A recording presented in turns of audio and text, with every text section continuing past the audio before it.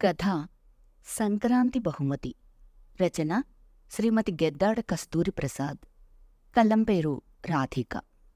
సంక్రాంతి బహుమతి. చక్కని కథలను ఇంకా వినాలనుకుంటే సబ్స్క్రైబ్ చేయండి, నలుగురితో షేర్ చేయండి.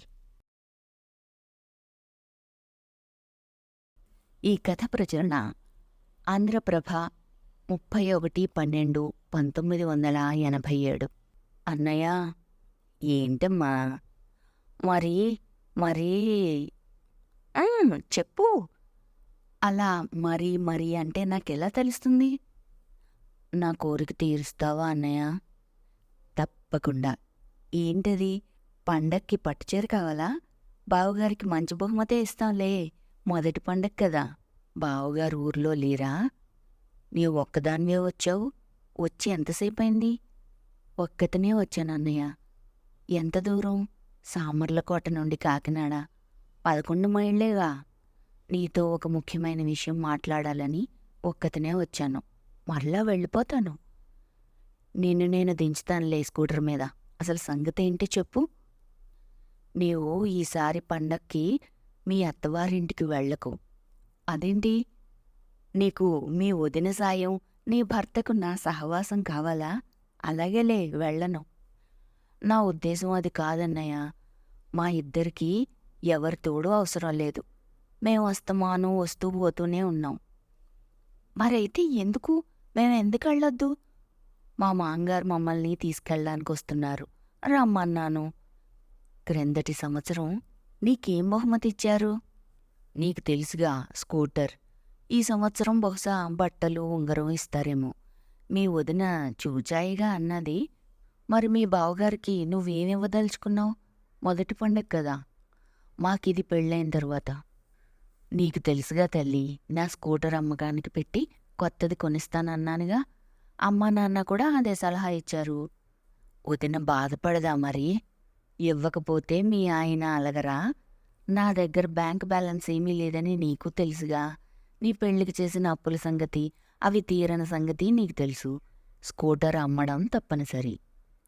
అది తప్పు అంటున్నాను. మరెలా ఈ గండం గట్టెక్కడం? ఆ గండం సంగతి నాకు వదిలే.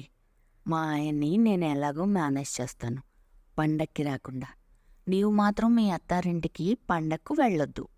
తర్వాత ఎప్పుడైనా మామూలుగా ఆ ఇంటి మనిషిగా వెళ్ళు, అల్లుడిగా వెళ్ళకు. దానివలన ఉపయోగం ఏంటమ్మా? ఇదిగో ఈ గొలుసు చూడు, మా పక్కింటి ఆవిడది. ఆవిడది మీ అత్తగారి ఊరే కదూ. మీ అత్తగారు అల్లుడికి, కూతురికి సంక్రాంతికి బట్టలు, బంగారం కొనడానికి చేతిలో డబ్బులు లేక గొలుసు అమ్మేస్తూ ఉంటే మా పక్కింటి ఆవిడ కొనుక్కుందంట. నిజంగానా? అవును, నిజమే. అందుకే నీవు పండక్కి వెళ్ళకు, స్కూటర్ అమ్మకు. మా అన్నయ్య వెళ్ళలేదు కదా, మనము వెళ్ళొద్దు. మన ఇంట్లోనే హాయిగా పండగ చేసుకుందామని నేను నచ్చ చెప్తాను మీ బావగారికి. నీవు వెళ్ళావంటే ఆయన నొప్పించలేను. మీ అన్నయ్య వెళ్ళలేదా అంటారు. ఎందుకన్నయ్య? అప్పులు చేసి కట్నాలిచ్చి పెళ్ళిళ్ళు చేసింది చాలక ఇలా పండగల పేరుతో మరింత అప్పులు పాలవ్వడం. ఇదిగో ఈ గొలుసు ఆవిడ దగ్గర నేను కొన్నాను. పండగకు వదినకు బహుమతిగా ఇవ్వు. మీరు ఇక్కడే ఉండండి. మీ వారు, అదే బావగారు ఏమీ అనుకోరమ్మా? ఏమైనా అనుకున్నా పట్టించుకోవద్దు. అయినా నేను సర్ది చెప్తానులే అన్నయ్య. మనకు స్వాతంత్రం రావడానికి, మనం ఇంగ్లీషు వాళ్లను వెళ్ళగొట్టడానికి ఎంతో కష్టపడ్డాం. ఎందరో ప్రాణాలు కోల్పోయారు. ఇప్పుడు ఈ దేశంలోని అవినీతిని, అప్పులు పాలు చేసే ఆచారాలను మన దేశం నుండి వెళ్ళగొట్టడానికి మనం నడుం కడితే తప్పక సాధించగలం. ఇంగ్లీష్ వారు పరాయి దేశం నుండి వచ్చారు కాబట్టి ఎలాగోలా వెళ్ళగొట్టాం.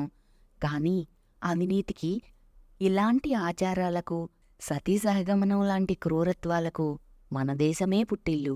వాటిని ఎక్కడికి వెళ్ళగొడతామమ్మా? అయితే ఎక్కడికి వెళ్ళగొట్టొద్దు. అవి ఎక్కడికి వెళ్ళినా ప్రమాదమే. అందుకే వేళ్లతో సహా నరికేసి ఆ దురాచారాలను మంటబెడదాం.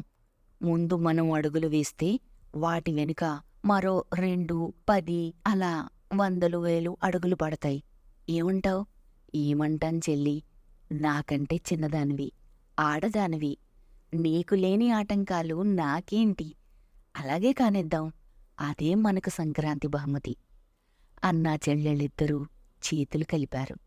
ఈ కథ ప్రచురణ ఆంధ్రప్రభ 31/12/1987.